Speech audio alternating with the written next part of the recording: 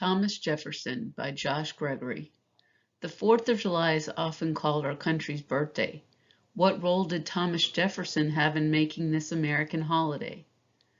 A first look at America's presidents. Thomas Jefferson, the third president, by Josh Gregory.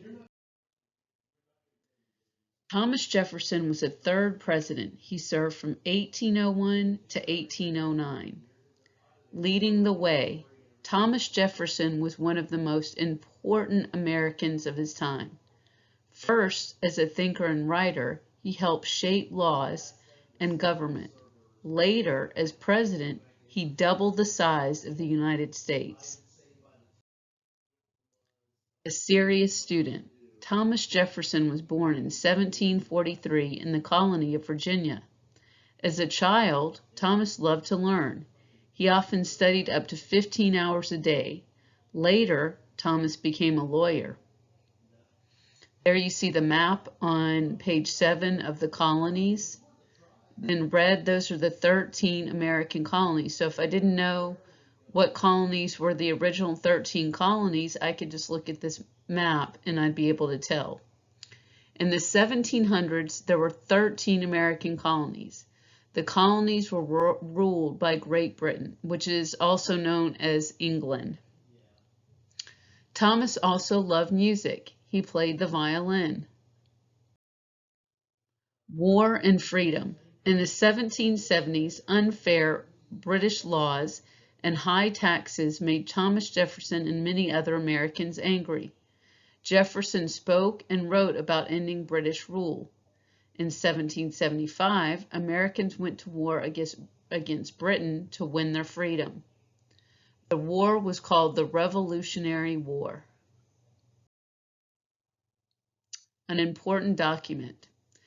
Let me point something out to you. This heading at the top that says an important document, that tells you what you're about to read about. They call this a heading. Here, these red words, these are called bold print, or it's print that's meant to stand out, and that's because they want you to pay attention to it because it's important to know. Down underneath the pictures, I want you to notice that they have what are called captions that explain what's going on in the picture, and here we have a label. They're telling you who Jefferson was in that picture. You also have a caption on the picture on page 11 that we'll read in just a moment, but those are called captions that explain what's going on in the picture. In 1776, Jefferson met with other American leaders in Pennsylvania.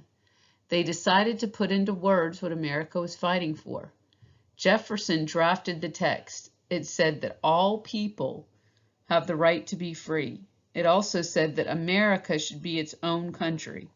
So in this circle here, normally they put little fun facts in there, but it says the important text was called the Declaration of Independence. It took 18 days to write it. This caption underneath the picture says Benjamin Franklin. He's on the left, so there's Benjamin Franklin on the left.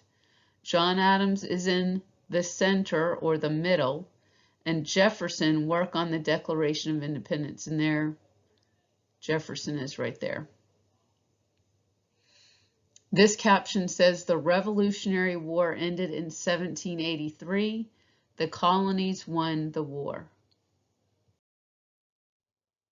The new government. Remember, this is called your heading. It's going to tell you what you're going to learn about. So I guess we're going to learn about some kind of new government. After the war, the colonies were a new country called the United States. Jefferson helped lead the new government. He became the first Secretary of State in 1790. In this job, he worked with leaders of other countries. Then, in 1796, he became Vice President. So here you have a picture of him, and it says Jefferson served as Vice President under President John Adams.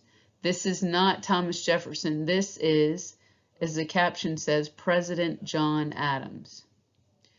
Jefferson knew 6 languages. They were English, Italian, Spanish, French, Greek, and Latin. The languages, especially French, helped him as a Secretary of State. Wow, he knew a lot of languages. That's a very intelligent man. Jefferson loved to travel. He especially loved France and Italy.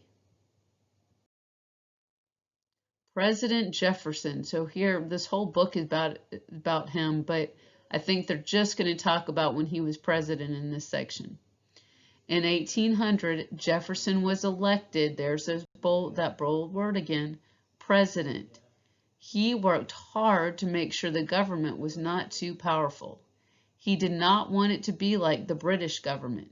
He wanted to protect people's rights to speak freely.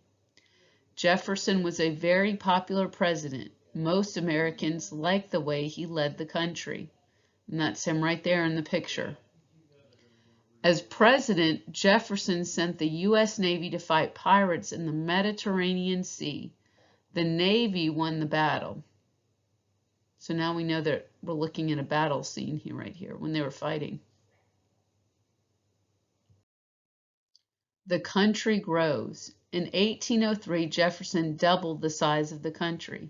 He bought a huge piece of land from France. It was called the Louisiana Territory, and there in red is where the Louisiana Territory is. Much of the land was unexplored. Jefferson sent people to map it, so they didn't know what was out there, so he sent people out there to go find out what was out there. If you look at this little key, the dark green was all the land that the United States owned in 1804. And then the red is the Louisiana Territory. And then this light green is all of the United States today. Part of the Louisiana Territory, so this is showing you like if you were flying in an airplane and look down what it would look like, all that land that he purchased. Jefferson sent Meriwether Lewis and William Clark to explore the Louisiana Territory. Heading home. So there's our heading. He's going home. Jefferson left office in 1809. Then he went to his home in Virginia. He read books and spent time with his family. Then, at age 83, he died there. Today he's remembered as a leader whose great ideas helped shape America. The Jefferson Memorial opened on April 13, 1943.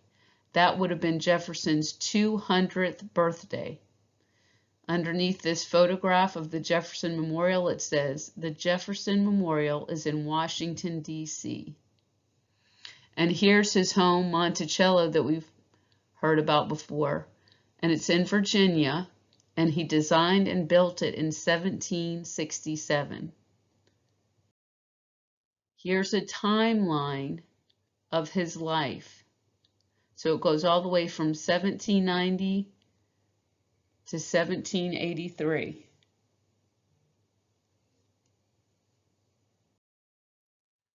Here you have facts and quotes. I cannot live without books. This is something that he said. That's why it's got the quotation marks around it. This says Jefferson helped build and start the University of Virginia. Jefferson died exactly 50 years after the signing of the Declaration of Independence. John Adams died the same day. Jefferson was also an inventor, kind of like Benjamin Franklin. He invented a plow and a tiny desk. Here's another quote from him. We hold these truths to be self-evident, that all men are created equal. And then in 1772, Jefferson married Martha Wales Skelton. She died just 10 years later. They had 6 children, 2 daughters. Martha and Maria lived to be adults. Oh, the other ones must not have, the other 4. So here's a glossary that's going to give you the definitions, as well as in parentheses here is how to pronounce these words. So the first one is colony. That means an area that has been settled by people from another country and is ruled by that country. So remember, I told you England came over here and they were making the laws and everything that we had to follow over here in America. Declaration of Independence, Declaration of Independence.